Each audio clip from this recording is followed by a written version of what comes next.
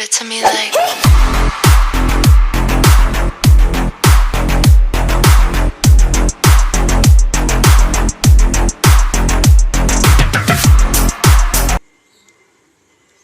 Hi guys! Nandito na naman si Ate G.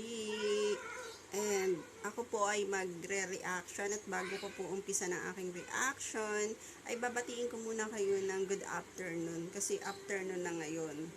And ang i-share ko po sa inyo ngayon ng pagre-reaction ng isang palabas sa Netflix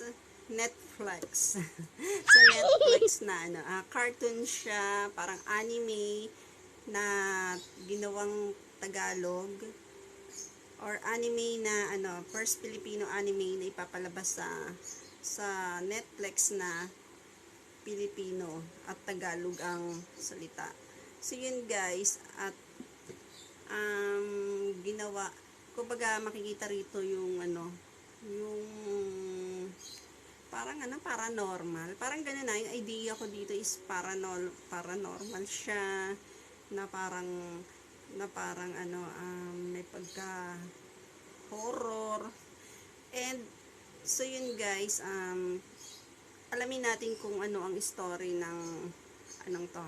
Oh my god, 13. Pero guys, lang to, trailer lang to guys, trailer lang to. At eto na guys, umpisahan na natin at wag na nating patagalin. So guys, eto na. So yun guys, siya, yung setup ng kanilang palabas ay yung yung ating MRT. Tapos makikita natin na ayan yung MRT natin, tapos yung mga building, yung billboard. Parang talagang dito talaga sa Manila parang tawag doon, kinuha yung setup ng kanilang anime movie sa Manila. So yun yung guys, MRT. Parang nasiraan. Yun nga guys, mga zombie pala to. Akala nila mga tao. Yung palabas na to, parang naalala ko tuloy yung yung palabas na Train to Busan, di ba? Parang dun sa train na ganap yung yung mga zombie na habulan. So dito guys, dito sa ating Petro Manila ginanap yan. Nasa MRT yun nga, may mga zombie na lumabas pala doon.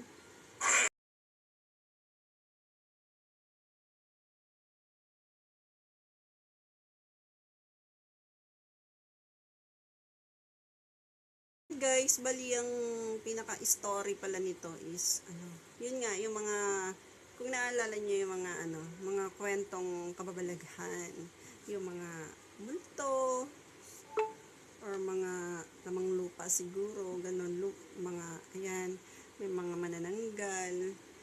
So yun pala ang kwento nito. Bali mga kababalaghan.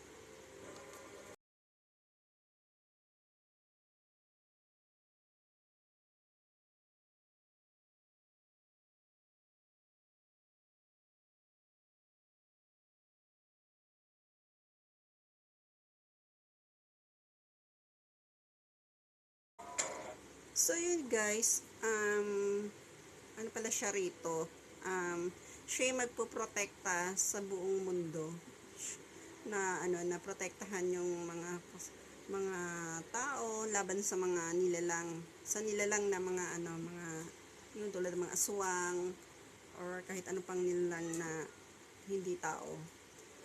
At siya pala yung parang dito, parang tawag dyan, babaylan. Parang yun nga, babaylan.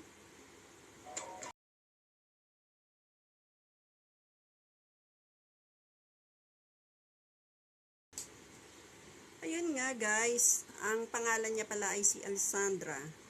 Alessandra 13. Apelyido niya pala yung 13. Tapos si Alessandra, parang siya nga 'di ba yung umaano ng mga ibang nilalang. At yung pala guys na picture din pala rito si babae sa Balete Drive. Ay, ano ba yan? Yung White Lady. White Lady ng Balete. At napasama din pala siya dyan. At yung pala, so, kailangan din pala nilang imbestigahan kasi namamatay din naman pala. Tapos yung police is nakiki-cooperate din pala kahit sa mga paranormal.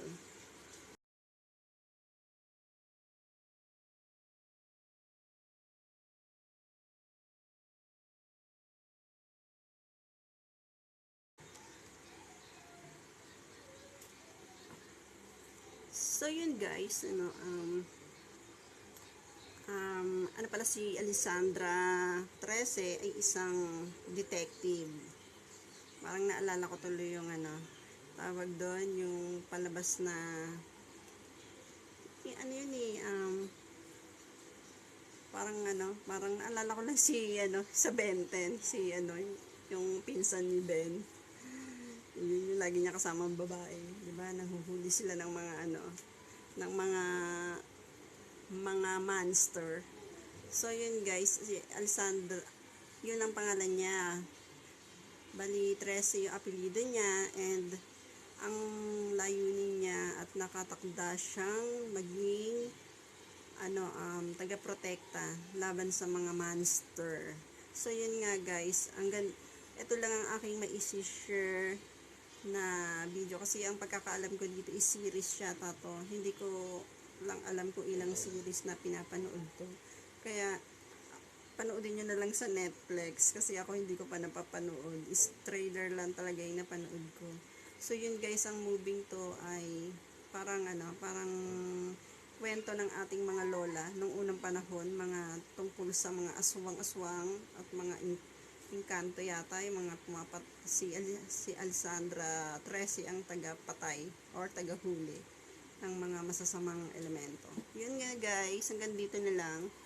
At kung napadaan ka na sa aking channel at kung bago ka lang at bago mo lang akong napanood, please subscribe my channel and click the notification bell para maging update ka po sa aking mga video, vlogs, haul at kung ano-ano pa. So yun guys, hanggang dito na and keep safe.